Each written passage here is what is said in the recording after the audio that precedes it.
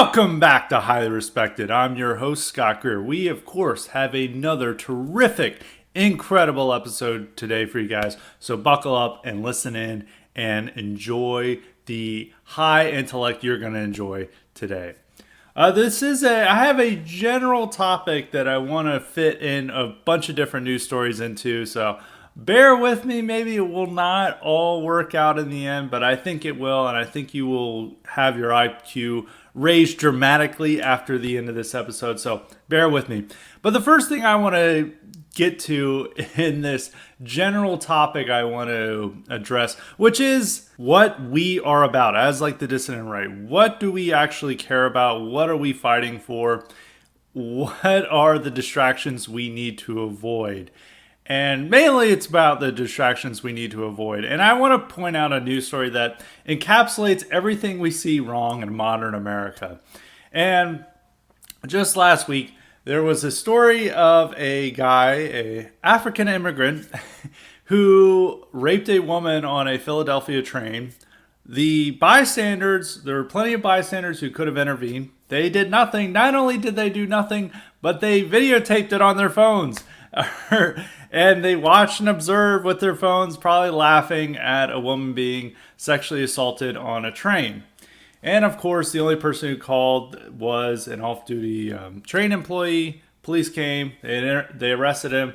The guy tried to claim, his name's Fiston Ngoy, tried to claim that, oh, it was a consensual relationship. She came on to me. This is actually very common with a lot of blacks who are accused of sexual abuse or sexual misconduct, is that they always claim like, she came on to me. I was just minding my own business. She was really into it. Like, there is a lot of news stories. If you ever see any of these news stories of blacks accused of rape or any type of sexual misconduct, they will always use this argument. Now, in some ways, there are false rape accusations, but in this case, they have surveillance video of the woman continually pushing the man away, and then him continuing to grope her, and then him proceeding to rape her. And the woman's like, I have never known this guy in my life. And the guy's like, oh, we knew each other. And she just wanted to have sex on the train, as many people want to do, apparently. And so this story, there's a lot of insane things going on with the story. And probably the most insane is that Ngoy was supposed to be deported. He was not supposed to be in this country. He came here on a student visa, and he accumulated several arrests, including convictions for sexual abuse and possessions of a controlled substance. A few years ago, I believe it was in 2018, he was ordered deported.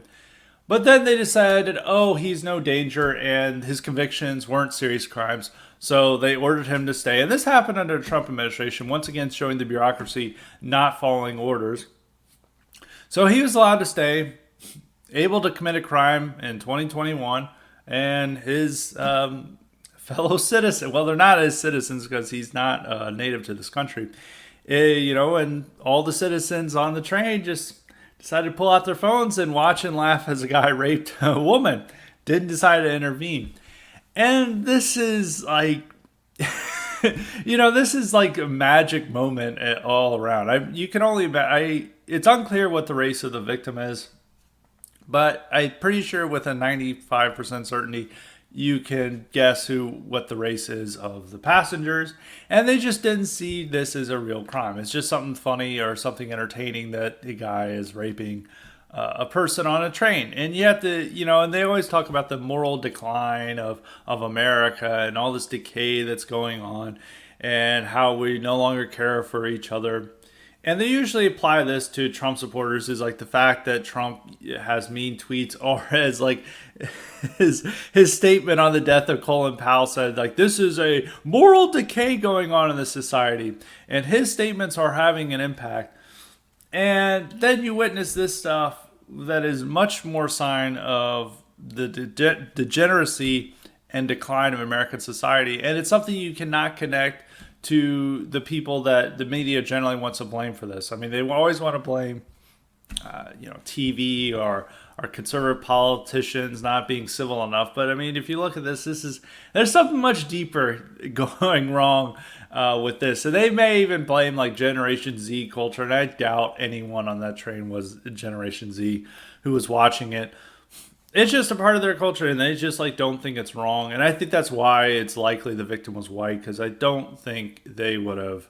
I think they would have intervened if it was somebody who was like them, who was the victim. And I think here is they just thought it was something funny and something amusing for them to show their friends on their phone. And conservatives will blame, their favorite things. They'll say like, well, they don't have a proper moral backing in education, or, breakdown of the family, and they're not going to church enough, or et cetera, et cetera. They'll always claim this. Or it's like Gen Z culture that they'll say it. It's like, no, it's magic culture. This is now much more prevalent in these cities. I mean, Philadelphia is set to exceed its murder record. And even though they try to say like, oh, crime isn't as bad as the early 90s, well, some cities such as Philadelphia are exceeding their murder record set back in that time period. And so are many other cities.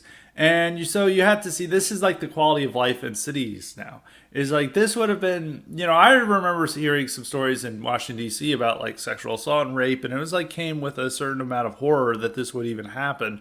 But I think now this is just like regular occurrences, that we're moving back to a time period, the 70s, 80s, and early 90s, where just like this type of crime is a regular occurrence. And it's just part and parcel of living in urban America. And the police chief expressed a lot of disgust of these people, but there's not going to be no disgust. And if we found out the race, like, we would try to say like, it's social conditioning or white supremacy that made them not report it, because they're so afraid of the police. The police may shoot them for reporting this. And I even guarantee the off-duty train employee was also probably a minority. And that's who reported it. And maybe even the police who arrested the suspect were black. These are things you don't know, but they always want to make these exceptions and obfuscations of what's actually going on. This is a case that revolves around immigration, crime, the breakdown of law and order, and culture, and race, of course. And these are like the important issues right now in American society. And this is what the right needs to address and come up with answers and solutions for. And this is what the dissident right is about, is that it looks at these cases and says this is the horror of American life right now. And we need a politics that addresses it, that restores law and order, that limits immigration, that creates a strong immigration system that benefits American citizens, not the foreigners, and that is not allow this decrepit, this sick culture that is found in pretty much every major city in our life come to dominate that city. That we want people to able to live in our society and expect a certain quality of life, which you can no longer expect anymore. These are the important issues. And we also need to understand that we can't shy away from race and just like pretending it doesn't exist here. And looking at who's committing these crimes, et cetera, et cetera. That is what we're about. But the people on the right who are getting the most positive attention are seen as the dangerous post-liberals and these edgy people who are about to take control, and oh no, they're authoritarians, and we need to pay attention to them and take them seriously, are people who distract from problems such as this rape on the Philadelphia train and instead transfer it to issues that will ensure they're not called racist. And I've talked about these people a lot in my podcast, but of course, the New York Times decided to do a whole puff piece about these people and just last week. And the article itself couldn't decide whether it wanted to talk more about Viktor Orban in Hungary or talk about all his American supporters. And it comes down in a disjointed, completed effort that it has. But, it is another revealing case of what the so-called post-liberal right is about, and what issues they're focusing on, and why they get so much attention, and especially positive attention. And all these people pretend that they have serious ideas and really know what's going on and are challenging the status quo. But really, they're doing a sidetrack from what are the important issues down a path to gaining respectability in the New York Times. And that's essentially it. And so I'll go over this article for our next segment as like building off, like I wanted to say with the Philly rape story, and moving on to describing what is idiotic with the post-liberal right and how they don't address the core issues. Now, the article does focus on people who matter, mainly Viktor Orban and Tucker Carlson, but they're not the ones who get interviewed. Instead, we get lengthy interviews with Rod Dreher, Sohrab Ahmari. He doesn't interview Adrian Vermeule, but he talks at length about Adrian Vermeule. Patrick Deneen, who, if you guys listen to my IQ supplement on his book, After Liberalism, or Why Liberalism Failed, rather, you would actually understand the problems with Deneen. And people of this caliber, he talks about J.D. Vance and Julius Krein, who's the editor of American Affairs. And when you're looking down this list of people who are like the leaders of the post-liberal right, you got the feeling that none of these people actually voted for Trump. And actually, of the people that I can confirm voted for Trump that are interviewed or highlighted in the article, only one person I know for sure voted for Trump, and that was Julius Krein. And Krein disavowed Trump after Charlottesville and said he's like an evil racist and I can no longer support him. And for everyone else, like Sohrab Ahmari was still anti-Trump, neocon into 2018. Rod Dreher condemned Trump and attacked Trump in 2020. Adrian Vermeule was not a Trump supporter in 2016. J.D. Vance, of course, was not a Trump supporter in 2016. Even people like Josh Hammer, who's also highlighted briefly, he was an anti-Trump neoconservative well until like 2019, I think. And he wrote several Never Trump pieces in 2016. And also Never Trump tweets and etc. This is like, first off, these people got 2016 wrong. They always like to say the political elite got 2016 wrong. Well, you guys were on the side with the political elite in 2016. You didn't understand this at all, and most of these people wrote articles condemning Trump's Charlottesville response, which was one of Trump's best moments because he did not buy into the media blackmail about the event. I mean, he was just simply saying, there's violence on both sides, and there was, fine people on both sides. He simply said that, and people, took that as an endorsement of neo-Nazism, but he refused.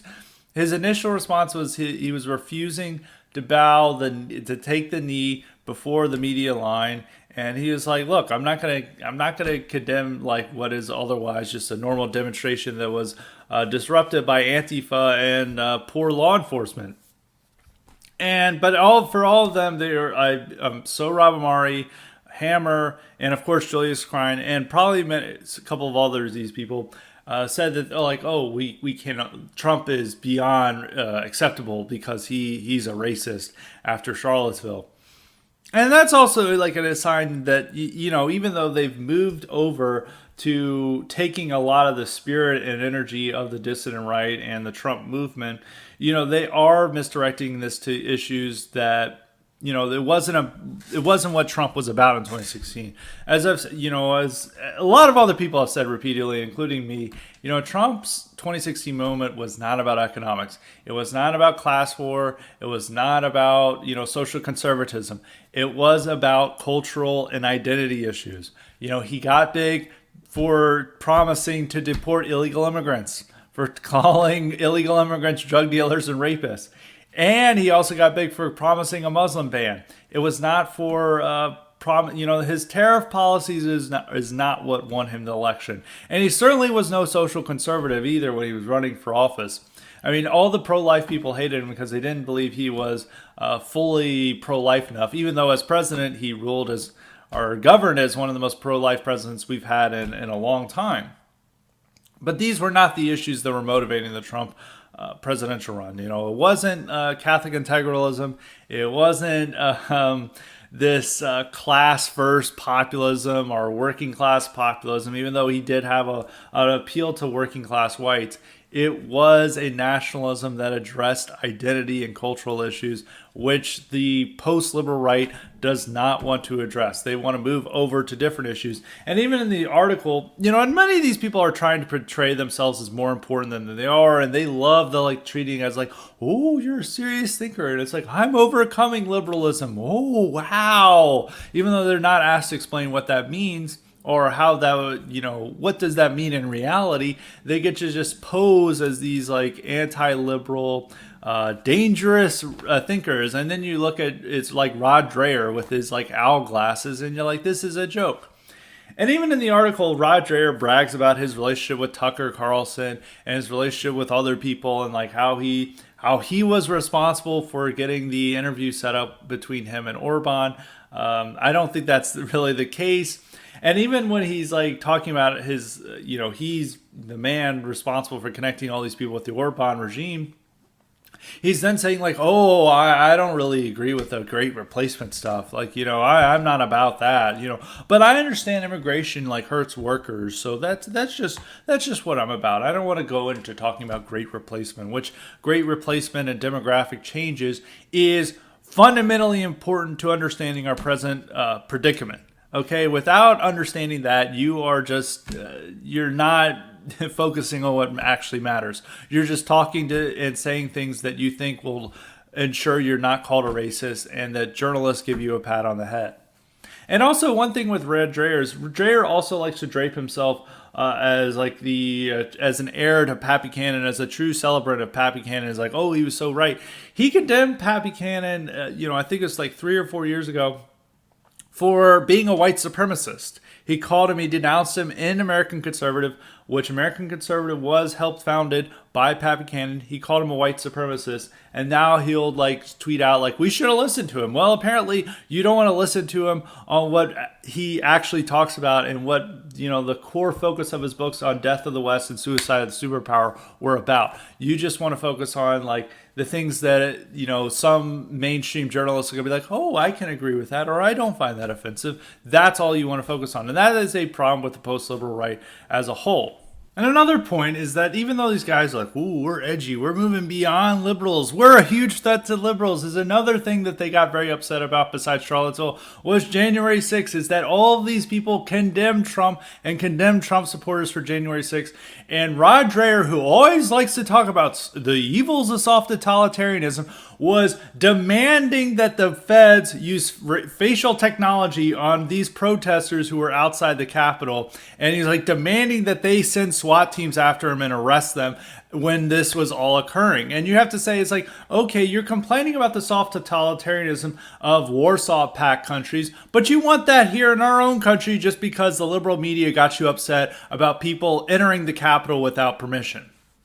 Is that and that's what you view as a grave crime? So whenever whenever it comes to a serious issue that the liberal media will not tolerate any dissent on, these guys follow their line. When it comes to Charlottesville, when it comes to January 6th, when it comes to Trump's base statements about Colin Powell or about shithole countries or anything else that they can just say is there is no defense of this. And when liberal media will say that, these supposed great threat to the liberal order will fall in line and say I agree with you and we must use all state powers to find these grandmas who may have been wandering around the Capitol without permission. That's what when it actually comes down to these tough issues, they cave and side with the left. And that's something to keep in mind with this. And another real thing, the big picture, looking at the big picture and a way to summarize what they are about is that they are trying to glom on to the Trump moment and to try to subvert it and change what its actual meaning is. And they don't just do this to Trump. They do this to Tucker Carlson and to Orban. They ignore what made them popular, ignores what their main message is, and instead they impose their own message on it and say that's the new right, that's the post-liberal right, and they misdirect that energy towards their own niche issues, which are designed to make themselves more respectable and get these puff pieces in the New York Times and the Atlantic and other places.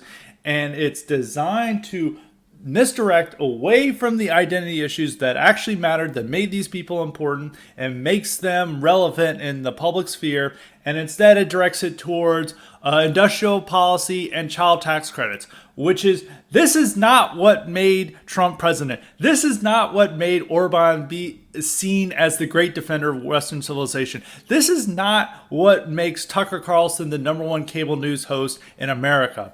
It is race, immigration, and identity issues. And even with Orban himself, the whole article is about Orban and their embrace of this authoritarian. All these people are very uncomfortable with what made Orban popular, which was closing his borders and saying, we're not going to accept migrants. That's what made Orban what he is. That's what made Orban important in Western political discussion, is his resistance towards mass immigration. That's what makes him important. And him saying that we're going to be a country that remains Hungarian and we're going to be a country that celebrates Western civilization, not condemn it. That's what made him important, not his stuff going on about child tax subsidies, which is all they want to talk about. It's like, oh, look at this. He's doing child tax credits. This is what I really like. And he's following Catholic integralism, even though Orban himself is a Protestant. They're like, well, I understand the immigration things, and he's just trying to protect the working class. It's like, no, he knows that his people don't want to be overrun and demographically replaced. And they don't want these immigrants in their country, regardless of what economic benefit they're going to bring. And him simply doing that is what made him a hero to Europeans and to his own country. But to the post-liberal right, he's just about child tax credits and social conservatism. They'll talk about at the borders a bit, and even Tucker, of course, acknowledges his immigration policies, but they put him to the side and just focus on what they want to discuss and what makes them respectable to the mainstream media so they can continue to get these puff pieces from the New York Times. That's their only goal. And so this is not about actually challenging the liberal order. It's just about posing to look like you're a great threat to the liberal order and get your, magazine pieces and your, respectability and et cetera and all of that. I keep saying et cetera a lot. I need to stop saying that. But there's just a lot of topics that you just can't get to. And they say that as their thing. It's just a pose. It's just posing. And as I've talked about in previous podcasts, and there is this poser problem among the right, is that people will just say I am an anti-capitalist, and it's I'm for this, and we need to worship the state. We need a strong state. And it's okay, well, some of this might be true or might be necessary, but what does that mean in practice? And instead, it just sticks to posing, and it's I want a strong state. And there's some people in this article who talk about how they want a strong state. But even then, they're very queasy about what a strong state does to enforce conservative policies. And Dreher's I don't like Orban being mean to liberal journalists in his country. And even with Julius Klein, it's we need a strong state to enforce the conservative will in America. And even these people are just they get very hesitant, and they're well, not like that, in a much more nicer and respectable way. That's what I want. And that's what they continue to discuss about instead of the real issues, is how they can have a respectable form of authoritarianism or a conservative government that actually imposes conservative cultural norms on the rest of the country. But even what would that mean is because these people don't actually represent the Trump movement. They represent themselves, and they imagine that the rest, the Republican Party and the Trump movement represents what they're about. And even when they're interviewing Patrick Deneen, he's well, Catholics. And he speaks for all American Catholics, of course. He's saying, Catholics are actually very right-wing on social issues, but left-wing on economics. And it's the polling does not show that, okay?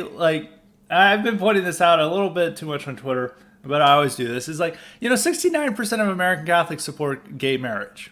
And only 13% of church-going Catholics, the one who regularly attend church, oppose birth control. And, this is they're not listening to what Pope Leo the 13th said about, about Christian social teaching, okay? This is not a demographic that is all ready for integralism, which is what Patrick Deneen and Adrian Vermeule think. This is a demographic that shows very little difference from mainline Protestants. Even in some polls show that mainline Protestants are more based on a few issues, but slightly so, than white Catholics. And the real base demographic is white evangelicals. I mean, if you look at who supported Trump, it was nearly 80%. If you look at who opposes Black Lives Matter, they were the only group in 2020 where a majority of them still oppose Black Lives Matter. If you look even at immigration, they're one of the few groups where a majority of them says that America becoming less white is a bad thing. So this is the group, this is the real core demographic, and yet these people want to continue to imagine that it's Catholics like themselves who are the ones that are driving this. And it's, there's a strong Catholic contingent among the intelligentsia, among the people who, I guess you could say the leadership caste, but that's not actually the base. And there are many more evangelicals who are ready for this message, and they do not want integralism. I mean, many evangelicals still are very skeptical or very even hostile to Catholicism, and they are not ready for the Catholicism that is proposed by the integralism proposed by Adrian Vermeule and others. Now, it is true that some of the working class and a lot of the people who went over to Trump in 2016 and 2020 are not, right-wing economically, are not free market absolutists in the way that the Cato Institute and Heritage Foundation are. And they are a little bit more idiosyncratic when it comes to economic issues, and they support government, a lot of the government entitlements that they receive. But they're not what they imagine. A lot of these people like Deneen and others on the post-liberal right imagine that their views is that they're they want universal health care, but they also want to ban abortion. And that's their main issues is the issues that matter to these social conservatives and integralists. And it's not about immigration or race or crime, which is really what their right wing on is about. We may more healthcare benefits, but we also want a system that ensures we can have a neighborhood free of diversity, and I'm not getting replaced by immigrants. But they're no. You don't. That's not what you care about. You actually care about banning euthanasia. That's what your main issue is. That's your serious issue. And it's them just talking down and trying to subvert what the Trump moment actually was and transform it into their own direction. And, going back to the state, their view of the state of how it should operate in an authoritarian manner, the principle that guides this authoritarianism is the common good. They love saying the common good. And it's you have to ask, this sounds nice. And it's where is the common good based in? And in this article, Deneen and what they cite from Vermeule is that it comes from Catholic social teaching. It comes from St. Thomas Aquinas. It comes from the church. And that's who's going to define the common good. Well, there's problems with that. Not everyone in America is Catholic, and I don't see the majority of the population becoming Catholic for various reasons. I mean, out of all denominations, it has the most amount of people leaving, more so than any other church. I mean, it is the largest denomination. That may be a reason why, but that's just not happening. And even on the right is the majority of the people are not Catholic. As I want to say, is the core base are evangelicals who do not have necessarily the same common good as what integralists have. So it really can't come from that. And even if you're basing this on the church, on what the common good is, if you're looking what the church is advocating for now, it is mass immigration, and it is Black Lives Matter. I mean, the Pope just endorsed Black Lives Matter riots last week. It's and people want to say, well, that's not the church we're going to ascribe to. There's another bishop or cardinal there. I mean, yes, I understand there are some good bishops and cardinals and many good priests, but the church, taken as a whole, as in who's directly in charge, is in the Vatican and the U.S. Conference of Catholic Bishops and the others. They are very much in favor of mass immigration, and they endorsed George Floyd and Black Lives Matter. And that was what we would see if we relied on the church to define the common good would be. Now you may say like, well, we'll have our, independent Catholics. Well, that's, I don't know how that's going to work or what's that going to rely on, but maybe you have some reform of the church, but that's taking this matter way outside of politics, and that's a different type of struggle. I mean, if you want to reform the church, that's your fight, but that's very different from the political struggle. And so you can't rely on the church to find the common good because, well, much of what the church is arguing for outside of abortion, it's very much the same as what liberals are advocating for. And so we just be back in the same place with a lot of our issues. And that's why we have to focus on the identity and cultural issues, because on the identity and cultural issue front, the church as it stands right now is opposed to us. And that's something we need to accept. And now, of course, yes, there are many exceptions within the church hierarchy. I understand that, but the church hierarchy is taken as a whole. They are opposed to us on the identity issue front. So you can't rely on the church to provide that common good, at least for now. And you also have to say, is like, who defines the common good in our society? Well, that's libtards. I mean, that's like the easy answer, is that they control the universities, they control the media, they control the institutions that define our culture and define what is good. And they're already acting out on common good principles. It's like what you have to think of is when you look at the vaccine mandates, they appeal to a type of common good. They're like, it is your public duty.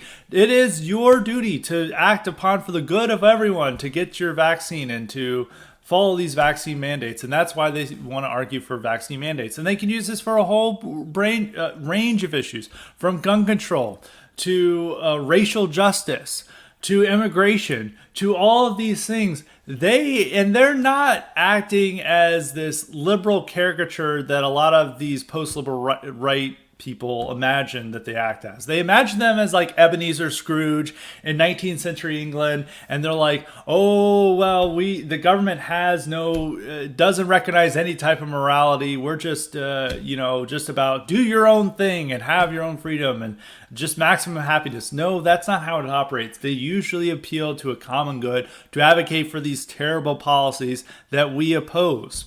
And they're able to say that it's for the common good because their side defines the common good. And I don't know what mechanism would take place for us to be the ones in the current, in the short term. I mean, in the long term, a lot of things could change. But in the short term, about what mechanisms would happen that we would be the ones to define what the common good is. And I understand why they appeal to the Catholic Church, because that's like one institution that's maybe not fully libtarded or that is fully controlled by libs, and it does present some type of alternative moral mechanism, but it's also not an institution that the majority of people recognize. And it's even an institution, the moral authority that a majority of American Catholics don't even recognize or follow. So there are many problems there. And as the problem I said before, many of the things they advocate for are things that the church hierarchy advocates for are things that we very much oppose. So in many ways, we already have common good governments. And that's what Joe Biden is. I don't know what you can say that it's not. And even if you look at what Adrian Vermeule advocates for the things that could happen under common good constitutionalism that he wants, it's gun control, hate speech laws, and vaccine mandates. And it's like, well, that's none of those things we support. We oppose all three things. And it's like, this is what it's for, the common good. And you're like, this is just straight liberalism with, where you don't even try to hide the pretense of authoritarianism. But then you just instead of appealing to what liberals do or their language, you're instead appealing to Catholic social teaching. That's the only real difference that I see between Adrian Vermeule and people who are writing in the Washington Post opinion pages about why Biden should arrest everyone who makes a racist Facebook post for the common good. And so you have to resist this language in this framework, and it's not a real framework. And you also have to think, and I've talked about these articles that was written by one Tanner Greer, no relation. He wrote these great blog posts for his website, which I forget, but just type in Tanner Greer, and it's like the problem with the new right, and you'll probably find it. And Google or DuckDuckGo or DuckDuckGo or whatever search engine you use. And he outlined how the new right or whatever, or the post-liberal right doesn't understand that base, is that the base adapts a kind of folk libertarianism, is that they don't like bureaucrats and people out and outsiders telling them what to do. That's in many cases why they don't like the idea of vaccine mandates, why they oppose gun control, why they don't want to give the DMV more power over their lives. And the people advocating for the common good don't understand this. They're like, well, why wouldn't they want these liberal bureaucrats we hire to tell them to follow Catholic social teaching? Well, one, they're evangelicals, and two, they're like, they just don't like that. And that's like our solid base. And this base, as Tanner Greer pointed out, is hostile to immigration. It is like hostile to Black Lives Matter and to racial justice initiatives, but it's not wanting necessarily a nanny state authoritarianism that is somehow based. And I don't think you're going to accomplish that in the United States of America. And even these Hungarians, like, who are interviewed in this New York Times piece, they're like, yeah, we don't think this could ever work in America just due to how it is. And I think that is true. And the thing we need to focus more on is starving the beast that is current liberal power, rather than thinking that we can inherit that power and use it for our own ends. Is that the bureaucracy and these institutions are well staffed with people who are hostile to us. And it's not a matter of just, it's a lot of effort to fire and just replace them. And we don't have enough people to replace them with. I mean, that's like the thing. Like, there are not enough people who are in academia who have our views that can just take it over. And many of those people are like Patrick Deneen and Adrian Vermeule, who suck. Patrick Deneen is a little bit better than Vermeule, but I mean, that's like the type of people. It's like, well, that's not a serious improvement.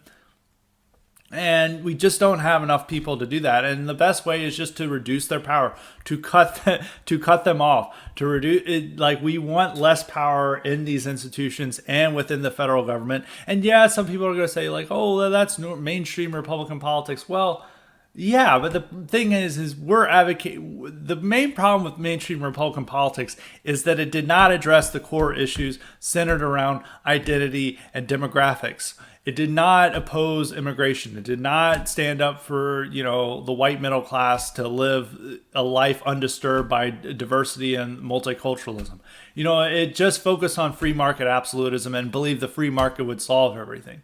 And in the years prior to Trump, when people signaled against the stupidity of free market absolutism, it was indicating that person understood that the Republican Party was primarily stupid because it didn't address those core issues. And that's why the alt-right and the dissident right, prior to, I would say, 2018, 2017, especially, during the Trump, his first presidential run in 2016, that's why they were signaling against all this stuff and also advocating for a stronger state, because they realized how stupid conservatives were. And conservatives were also like, well, the tech companies may be censoring us, but it'd be worse to have the government intervene and to stop that, which we, of course, are not for. But now all that signaling has replaced talking about the core issues, and now you think that that's actually the core issues we're talking about. As that we're talking about is that actually the real problem we have with conservatism is that they don't advocate for child tax credits enough, or that they're not fully on board with universal health care or whatever it is. And that's actually a real problem, and we actually don't really care. Race and immigration and that stuff, that's a secondary issue. We just don't care about that. That is what they've turned it into. So now it's become a distraction and equally stupid and idiotic as what mainstream Republican politics were pre-Trump. And we need to correct that. I think it's why we need to focus more on these core issues. And there's a reason why mainstream Republican politics adopted these stances, is because they were about mitigating the negative effects of multiculturalism on the white middle class. It's like, well, we want stronger local control of schools, as that's to ensure that there's like no busing. Or we're, opposing taxes because most of your taxes are going to people outside your group. or we're wanting greater states' rights because the federal government is trying to enforce these civil rights dictates. That's why they adopted these positions. But over time, they forgot why they adopted these positions, and then believed that they began to believe their own bullshit about free market absolutism and libertarianism, and the type of libertarianism adopted by Cato Institute, rather than the folk libertarianism that is actually embraced and promoted by their own people. And that's why I don't think we should be very hesitant about worshiping the state here in America, because our side has always been very skeptical of the state in the United States, and for many good reasons. If you look at the New Deal, even though the New Deal did some good things, it gave a lot of power to our enemies, our people who wanted to fundamentally transform America, which they did. Going into the Civil Rights Revolution, going into many of these other initiatives and what Obama was trying to do. It's ultimately the state is as often is used against our people in the United States. And that's something we need to remember and acknowledge. And yeah, that may sound like, stupid libertarian talking points. But we're not saying this because, the government is restricting weed or whatever. It's like, yeah, we still want the government to restrict drugs and to punish drug dealers. Like, we're not libertarians, but we are trying to meet accommodate that folk libertarianism of our people and understand that there's a reason why they're very skeptical or even hostile towards the state. And I think unless dramatic changes happen, the state will always be used in a hostile manner against us. And that's why we should be more skeptical about thinking that we can just adopt or take over state power and use it for our ends. And you have to look very skeptically at the people who are advocating for this, when most of their positions about what greater restrictions they want and authoritarianism they want, it's very similar to what the liberal globalists want as well. And yeah, so it's like you don't want necessarily the state to control everything in your life. Unless you like all these mandates that they're coming up with or arbitrary lockdowns, then if you really enjoyed, if you want to see common good governance and authoritarianism, look at how these governments have operated since the COVID lockdowns. Look at Australia. That's common good governance right there. That's what Australians are doing. That's how they defend their actions. Is like, we are keeping you locked in your homes and arresting you if you protest our decisions for the common good. It's not for this arbitrary, you're free to be a degenerate or moral relativism. No, they have their own common good that they're advocating for, and that's what's keeping these Aussies locked in their houses and under threat of arrest if they even leave their house. I think this is one of the reasons why people should be more skeptical about these government programs that sound very nice, such as universal health care, that, you do have to wonder, it's like, oh, this is great. We're going to have, free healthcare for everyone. It's like, but who's running it? Oh, DMV ladies? Huh. It's not like our healthcare system is great, but giving greater power to the state as it exists is a terrible idea. And you want to reduce its power, not give it more power. And many of the people who I see advocate for this stuff also advocate for separation. It's like, you're going to be dependent on government benefits, but somehow you're also going to be much more capable of separating from that federal government. I don't understand that, but many of these things people don't think through very carefully. And so that's why the state, a lot of the ways the state is, as it's used right now, is an enemy, and we have to reform it and reduce its power in order to make it into something we want. And the common good conservatives don't seem to understand that, or don't seem to fully grasp what's going on here. So in conclusion, what made Tucker Carlson, Trump, and Orban popular are the identity issues, are the issues surrounding immigration and demographics and law and order and things like that. Not the industrial policy or family tax subsidies or any of the nonsense that the post-liberal right is about. The post-liberal right doesn't actually represent the moment or the movement. They simply represent themselves, and they're trying to subvert it and move it in a direction that makes them respectable so they can gain more magazine pieces. And they're not actually genuinely interested in challenging the liberal order. They simply want to be praised by the outlets of the liberal order. So that is it for that topic. And now moving along This is a little bit separate. I know I wanted everything to fit into one nice general topic about what we're about, translating this back to the unfortunate rape that occurred on a Philadelphia train.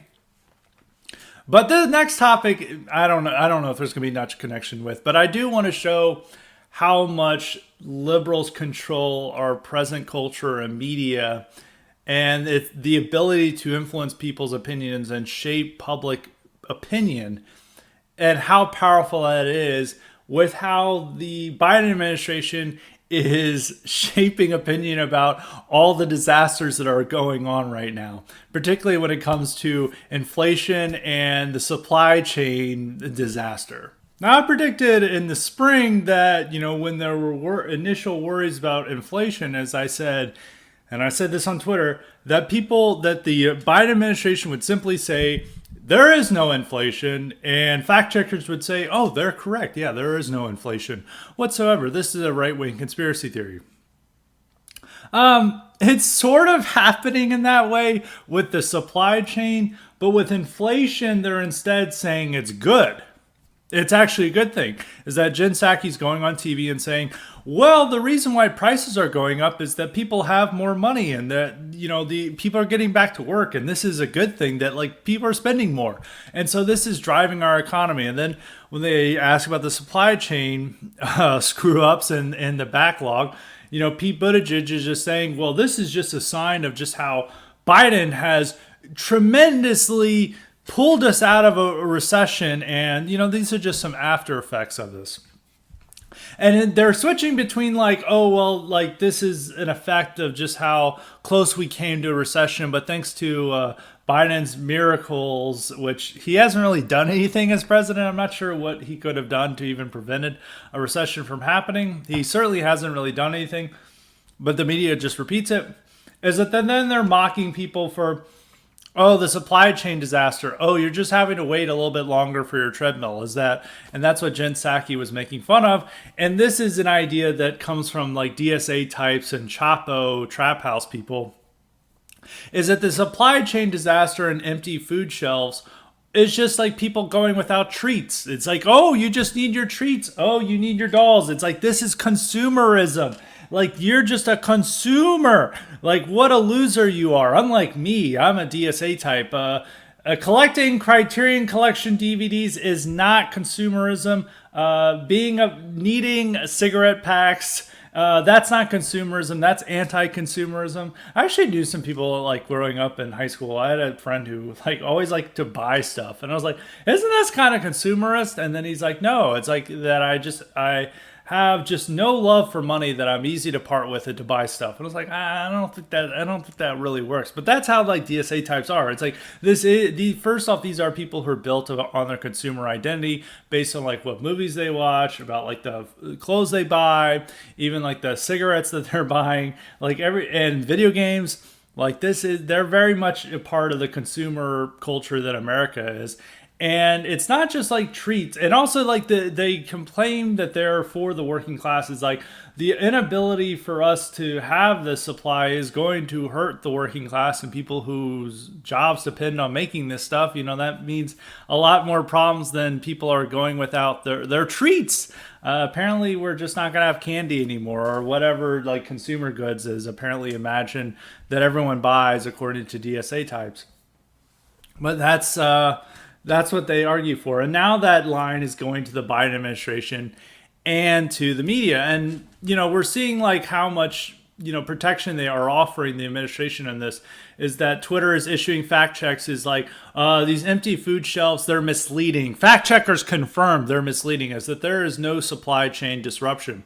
And so I was a little bit wrong about the inflation, is that inflation, they're just trying to deny. They're well, it's a normal economic thing. It'll get back to normal, or it's a good sign of our economy, rather than denying that it's happening. I mean, they do have to admit that inflation's happening. But what they're trying to deny is the supply chain, is that everything's perfect. You have all your supplies there, even if you go to a shelf and you see it's empty. There's actually tons of stuff there.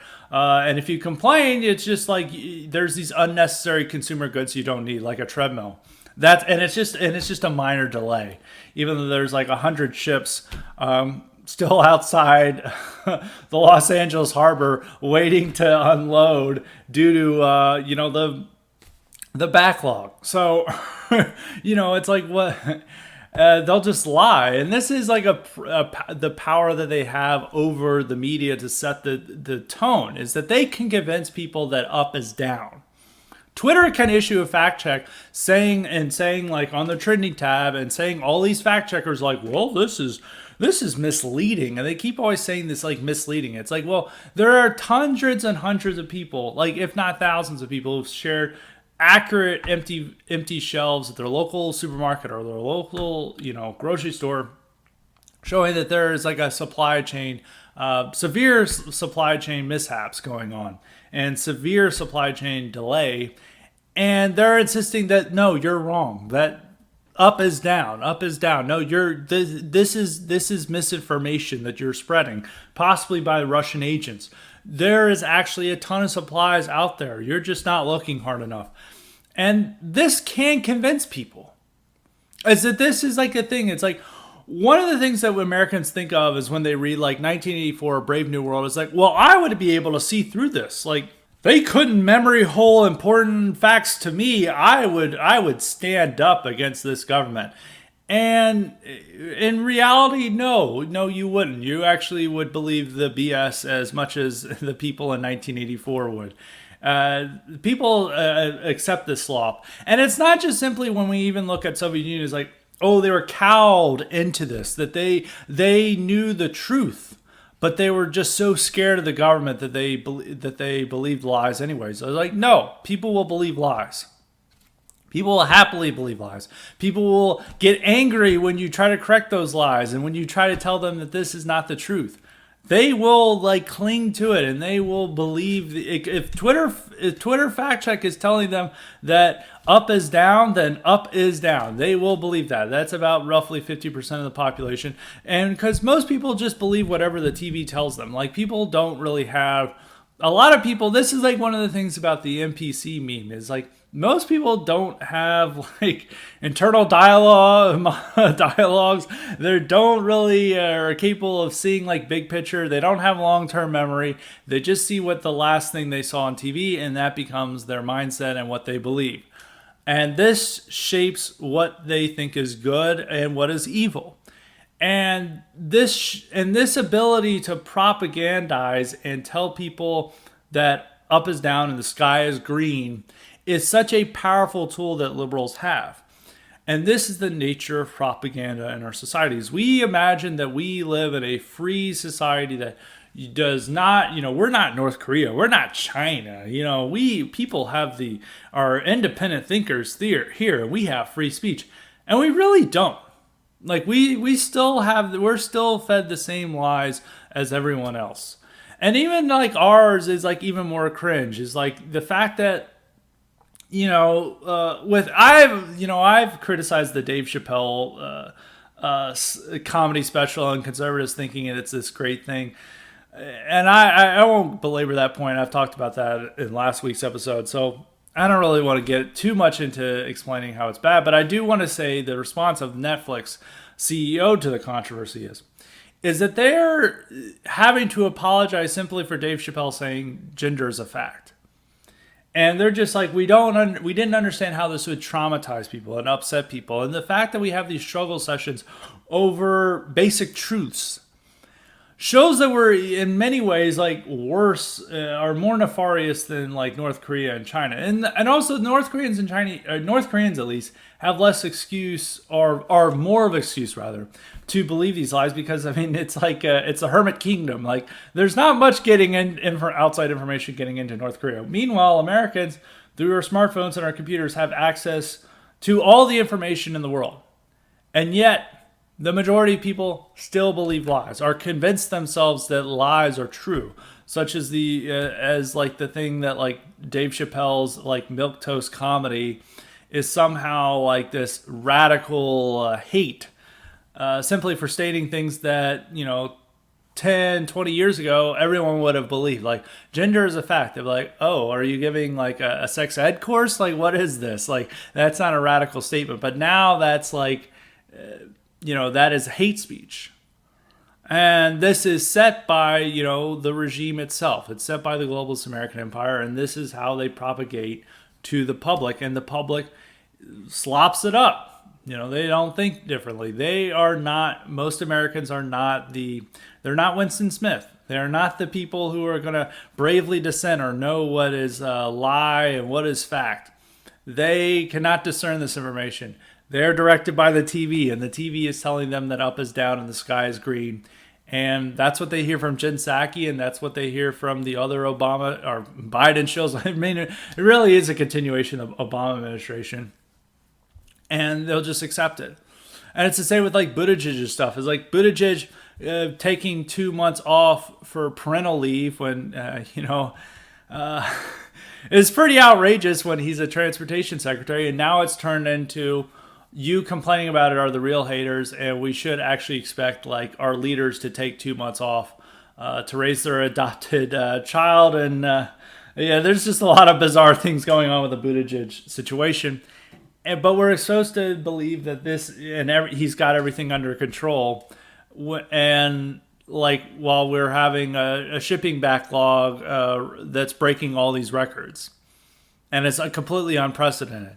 And this is going to affect us at Christmas. And there is going to be, and our economy depends on Christmas. That's like, that's where people's jobs depend on. It's not just about treats. It's not just about consumerism. It is about people's ability to support themselves and to have work and support a family. And if Christmas is canceled or is, severely hampered by the supply chain, that means people are not able to support their families. And I think, it's people don't get this in their minds, even though we now have a massive labor shortage. So maybe they'll just go get another job or who knows. But I mean, that is like provides severe disruption to our economy. But according to the Biden administration, it's all okay. We've got this under control. And if you're complaining, you just want your treats.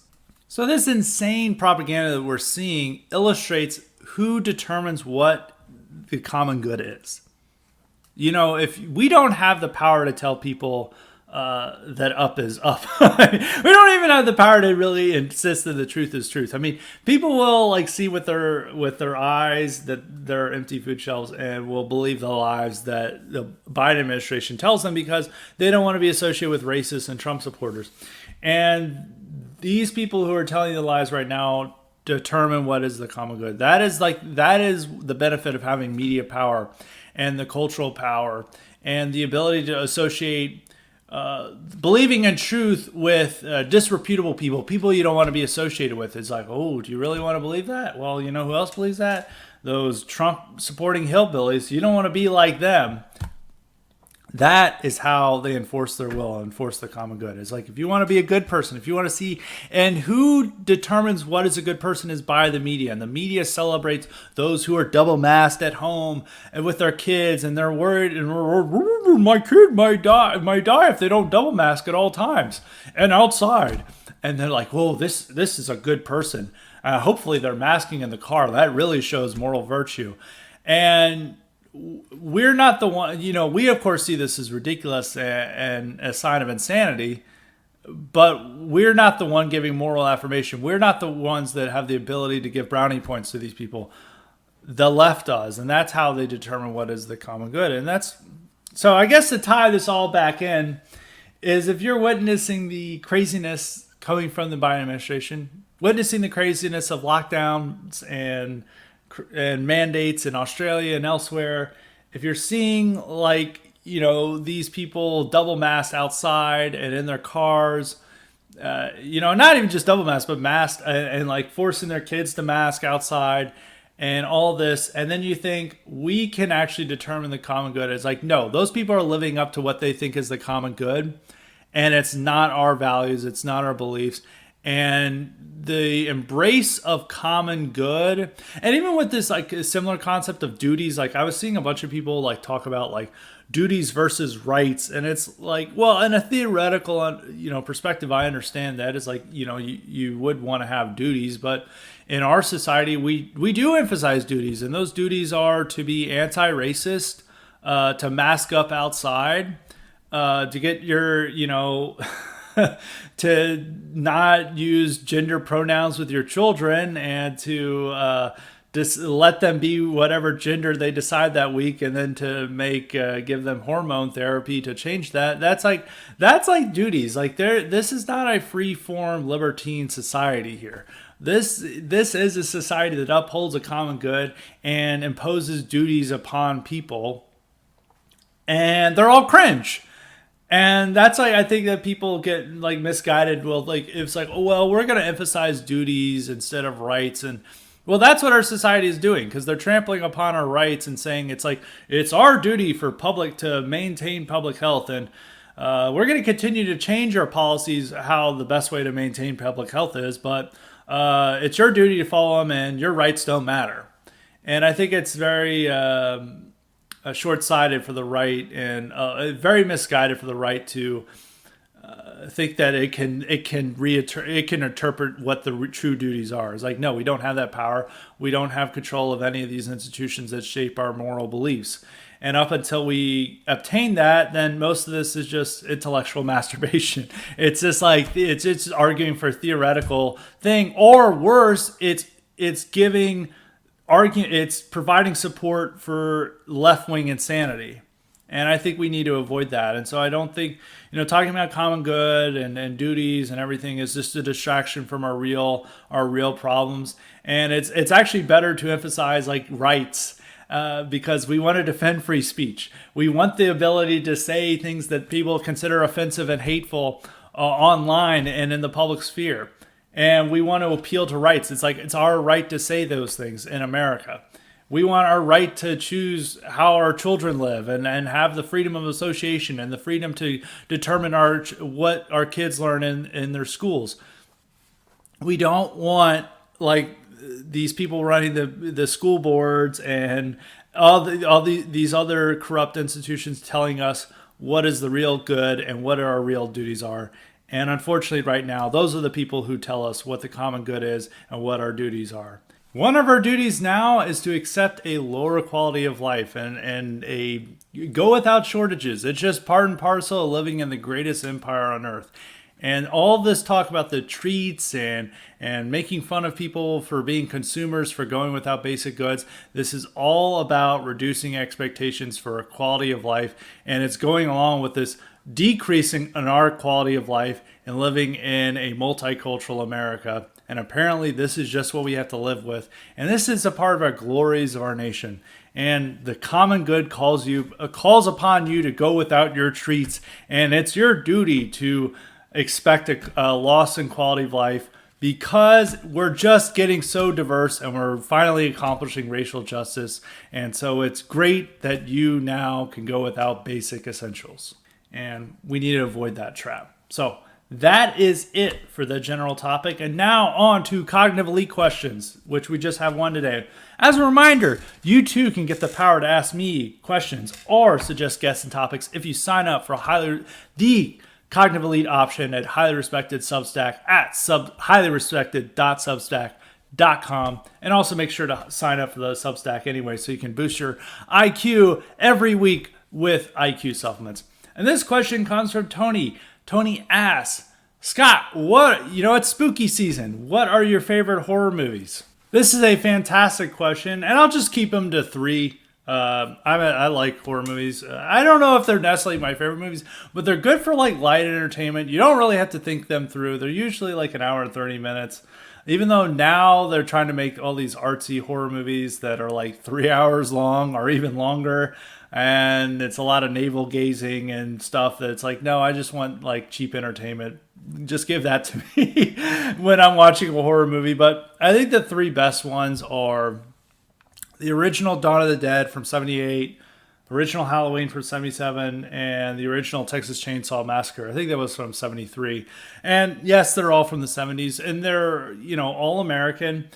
There's just like a great quality to all 3 of them, and they're very much pushing the horror movie genre in a good, I don't know if a good direction, but in a advanced direction. If you watch any horror movie prior to Night of the Living Dead, which came out in the late 60s, they haven't aged well for the most part. They have not aged well. You're like, how did people find this scary?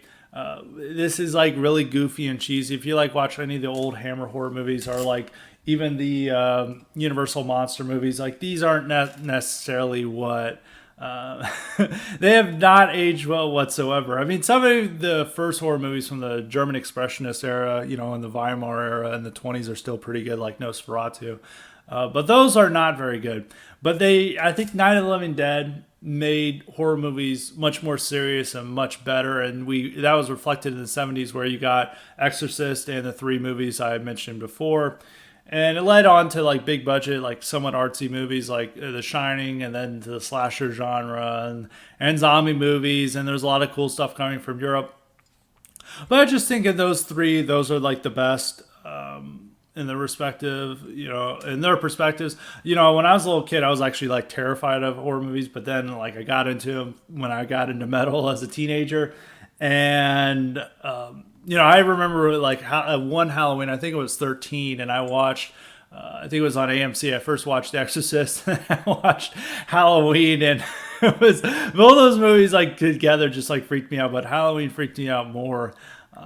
But I think that's particular. I think it's just like the way that Halloween, that there's like this nameless, or he's not nameless shape, but this shape just continues to haunt the suburbs. And it's like this primordial spirit that's just like murdering people, and they can't do anything to stop it. There's something just like deeply unsettling about that. And it makes it a very good movie. Texas Chainsaw Massacre, like the original, like despite the name, it's like not as gory as you'd imagine. It's also just like warning about it's just like a good movie. I can't really describe it. Dawn of the Dead is just really good. I think one thing with George Romero, who's the guy who made all the Night of the Living Dead, Dawn of the Dead, Day of the Dead, all those movies, he always try to put social commentary into his movies. Even though with Night of the Living Dead, like the lead male actor is black, but he's not intended to be black, and the way the other characters treat him, it's like clear that they don't like see him as like a black character. They just see him as like a normal guy. But so there was this like civil rights theme that was not intentionally inserted into the script, but just due to the fact that the lead male actor happened to be black. That is what his themes. But in Dawn of the Dead, there's a bigger theme in there with just what we're talking about consumerism and our treats. But it's still like a pretty good. There's like there's class conflict in there. There's also just it speaks a lot about the American society and nature. And it's just like a good movie. There's some goofy aspects about it, but that's what makes it good as like a good horror movie. But in terms of like horror film series, especially when it comes to slashers, I think like Halloween is the superior one, especially when compared to Friday the 13th and Nightmare on Elm Street. Friday the 13th was always really trashy. It always like had the higher body count, more gratuitous nudity and sex. It's like if you watch any of the old ones, they're just like so goofy. I think eventually the really good Friday the 13th are the ones that are self-aware, that become mostly parody. Like Friday the 13th Part 6 is pretty good, and it's like a very self-aware comedy. Or has like comedic elements to it. Jason and X, where he goes into space. That's a pretty funny one. I think those are the best ones with Friday the 13th. Nightmare on Elm Street, the first one is pretty good. But the rest of them are hit or miss. The second one is really homoerotic. I don't recommend watching it. And then the third one is really good because it's got a great soundtrack provided by Dawkins. If you guys remember my podcast from last year talking about Dream Warriors ahead of the election, it's actually just exactly a year ago. Talking about how we're the Dream Warriors, and getting inspired by that. That's where the song comes from. The soundtrack is great. It's still pretty good movie. And then the other Nightmare on Elm Streets are really goofy, not very good. But the Halloweens, they had a greater ambition to them. They didn't always work out. I think Halloween 1 is great. 2 is okay. 3, which is set, no Michael Myers. Instead, it's about a Celtic demon trying to have a mass sacrifice of children to appease some ancient pagan god on Samhain with Halloween mask. It's really goofy, but I think it's pretty good. Halloween 4 is really good. I think it's almost equivalent to the original Halloween. The rest of them, 5, 6, not very good. H2O hasn't aged well. Halloween Resurrection, where Busta Rhymes defeats Michael Myers, of course, not very good. The Rob Zombie Halloweens. The first one was pretty good. The second one was terrible. I have not seen any of the new ones yet. I need to see them. Probably, I was supposed to do an IQ supplement, or I was thinking about doing an IQ supplement on horror movies, but I didn't really have a good theme about them. But I think doing one on the Halloween series would be, I think people would really like. So maybe next year. Maybe next year.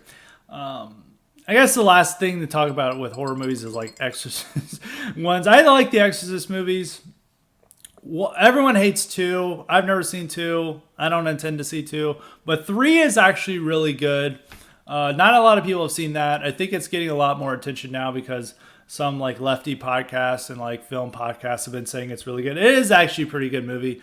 It's got some really good jump scares and it's really well made. It's not like this like kind of low budget schlock that Friday the 13th was. It had like George C. Scott in it and other well-known actors. So it had a pretty decent budget.